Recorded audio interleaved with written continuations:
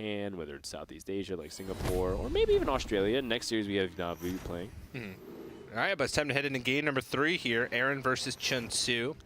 Hunter mirror matchup. And big thing here is we get to take a look at the decks side by side to get a good look at the differences. But they're very similar. Both players run a single copy of Call of the Wild. Both players run Rhinos of Firelord.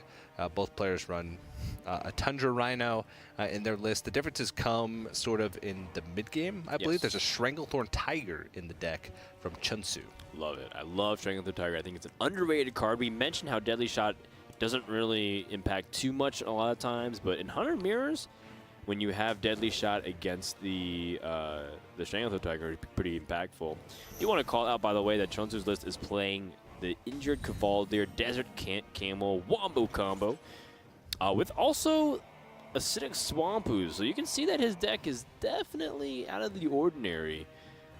Although injured Cavaldier not going to be very useful in this position. This is probably a situation where Che0nsu is happy to have a turn 1 play, unhappy that it has to be the injured Cavaldier, unfortunately. Yeah, the mirror matchup, this deck can be really volatile. Because, you know, Hunters are a class that a lot of times does run some pretty powerful 1-drops. I mean, of course, if you get injured Cavaldier and they get, you know, something like Fiery Bat or Argent Squire, you come out on top of that. But you give up attacking advantage by playing Camel into decks that have 1-drops, even though you get a stronger 1-drop on average more of the time. They get to attack with theirs and choose to trade first. So in mirror matchups like this one, not necessarily as good, especially when you just draw the Cavaldier on 1, a 2-1 that doesn't have a secondary effect like Fiery Bat's not that great in a lot of matchups. Let you trade and potentially make this huge toad backfire. You can see that Che0nsu, oh my goodness, he has Desert Camel with the second injured Cavaldier to deck. So it's his only 1-drop, so he's guaranteed to pull the second injured Cavaldier here. The thing is how does he want to trade? Does he want to try and increase the likelihood that his Kindly Grandmother gets procced and he puts more power on the board immediately? He'll get 3-2 and 2 2-4s. Or does he want to try and keep that Kindly Grandmother around? All right, well, it doesn't matter anyway. Yeah, and Che0nsu, of course, with a small error, he could have also... oh, no, he wanted to attack, so that way you see the 1-drop from his opponent and then trade into it. He was about to make the error of playing it first, I think, because if he ended up taking that damage on things like his Cavaldier or his Camel, they can be easily removed through quick shots and other things like that. There's actually so much thought that goes into that play. Yeah. The way you sequence it, because if you had played the Camel and the Cavaldier first, then he would have gotten to see what 1-drop his opponent put out. And you might need to trade the 2-1 into that, as opposed to. So maybe it's actually just always better to play the Camel first. Are you sure?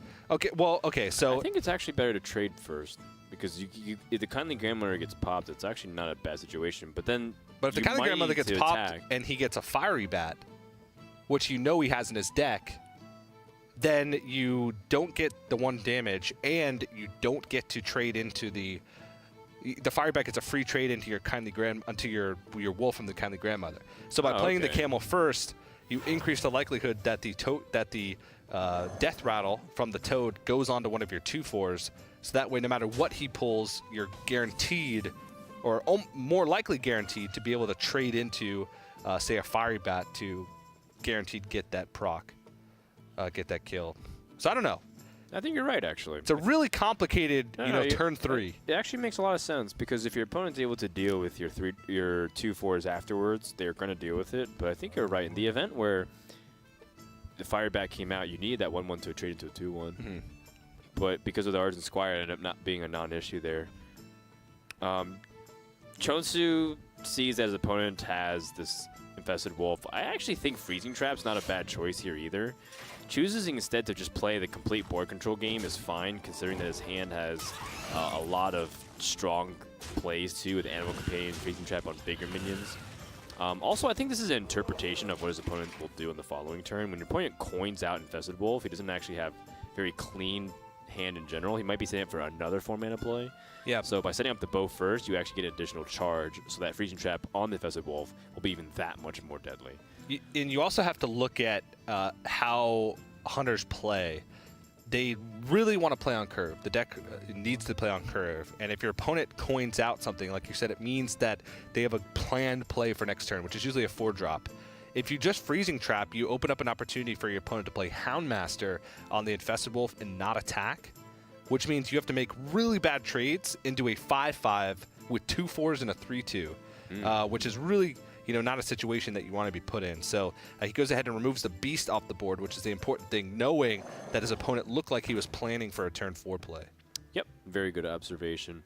Che0nsu, at this point, can put out a lot of damage. I think he's going to start calculating on how many turns it takes for him to set up lethal, because right now he has 10 just on the board alone. That's so much damage. So this is a turn where you could Animal Companion play the Freezing Trap, just because your opponent sort of revealed their plan with Infested Wolf. It's a card that he had in his hand from the get-go. He's just going to keep trading, though. He's going to keep making sure that he holds on to the control of the board, and so I imagine Tundra Rhino is going to be the play after this. Yeah, I don't mind Tundra Rhino. I don't mind the Animal Companion either, but you already used your weapon charge, so Freezing Trap got a lot weaker in terms of its overall synergy. Not to mention, you can, if your Tundra Rhino survives, the upside is very high for the following turn with Infested Wolf being able to trade into things. So much trading, which is a little unusual for the person who's ahead on board. Usually in the Hunter matchups, the person who's ahead gets to actually attack the health total, so that way the opponent's forced to trade into their minions, and then they're forever in a defensive position. Yeah, I mean, this is a little bit weird. There's not as big of a swing potential from Aaron. He does run Unleash the Hounds, but he doesn't run Knife Juggler, which was traditionally one of the best comeback mechanics for Hunters. Right. But yeah, it still is an unusual amount of trading. He's giving Aaron even more time to come back into the game. He's on turn 5, though. The one thing about turn 5 is that you can't make those swing turns happen. Usually swing turns come on turn 6 for Hunters, whether it be Unleash the Hounds plus Deadly Shot or Unleash the Hounds plus Kill Command. This is it might be like the last turn where Che0nsu is going to think about making trades, and he's going to start turning the corner and going face, especially with the Tundra Rhino on the board. Oh, just kidding. Especially with the Tundra Rhino not on the board. Yeah, you're absolutely right, man. So from Che0nsu's position, the Tundra Rhino being eliminated, not that big of a deal. I guess the annoying thing is where the Fiery Bat's outcome is. Do you think because of the way the damage is, he just trades with the 3-1 instead? Yeah, probably. If he wants to trade at all. I mean, I think he can. He is in the position to start pushing damage now. Maybe not. I mean, he's got 7 on the board. He'd push 9 with the hero power, so he'd put his opponent down to 14 with Quick Shot in hand, and guaranteed like 5 damage at least sticky on the board next turn. But he's going to trade, push more damage. I mean, there's not too many ways that Aaron loses this game with a decent health lead and a huge board lead. So Che0nsu's just thinking, you know what? I'm just going to, keep the status quo. Just keep doing what I've been doing. It's been working so far. I don't mind controlling, say, the board, because you can just continue to push your advantage slowly, and it seems like your opponent is not going to be able to fight back on board very effectively. So I don't mind this at all. And he also drew a huge, powerful card in the Call of the Wild, and that's going to be definitely factoring in the following turns, if it even gets that far. So it's another reason why Che0nsu might even be more incentivized to play board-oriented.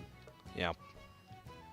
So 2 fantastic outcomes from that one, whether it have been Huffer or Leok. I think Leok's the best. This way he can make trades. But he really is giving Aaron a little bit of a chance. Well, this is a little awkward because he's so afraid of the Huge Toad outcome that he's willing to use Quake Shot in this position. Okay, you know what? This is a lot. This is a lot of fear. I think Che0nsu may have been a victim of the Knife Jugglers and the Huge Toads and the Fiery Bats a little bit too many times, to the point where he doesn't even trust the outcome to swing that way. If he played the Infested Wolf and then tacked into the Huge Toad, if it hit the 3-1, I think he just would have been pretty devastated and sad. You can also see that Che0nsu is, he might be playing a little bit scared just because he's a little bit nervous, it feels. I saw him taking a sip of his water earlier. His hand was shaking a little bit. Oh, yeah? You saw that? Yeah, I did. Wow. TJ, you might actually be a better detective than Hearthstone caster if you're able to spot that. Maybe. Do you have any crimes you'd like me to investigate? I said a detective, not a priest. I'm not going to confess. Well, I mean, at this position, Che0nsu is still just going to be able to pile on the damage. He's still so far ahead that the hero power is a very big threat.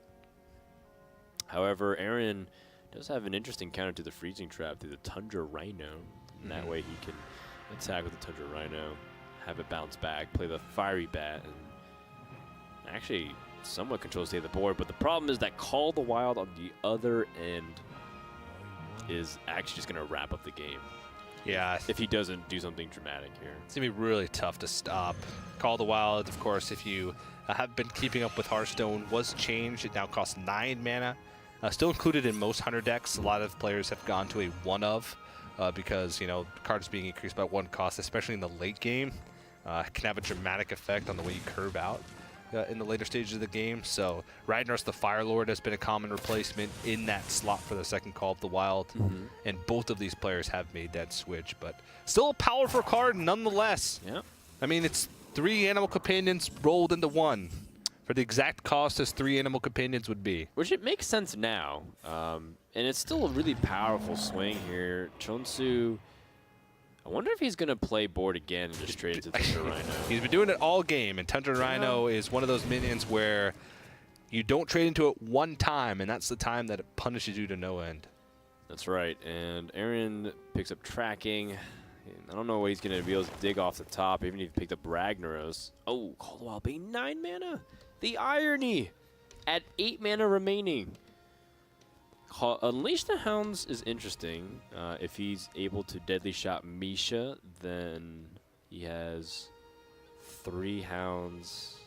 No, I think he's dead in that case too. Is he just dead either way then, no matter what? I think he's dead no matter what.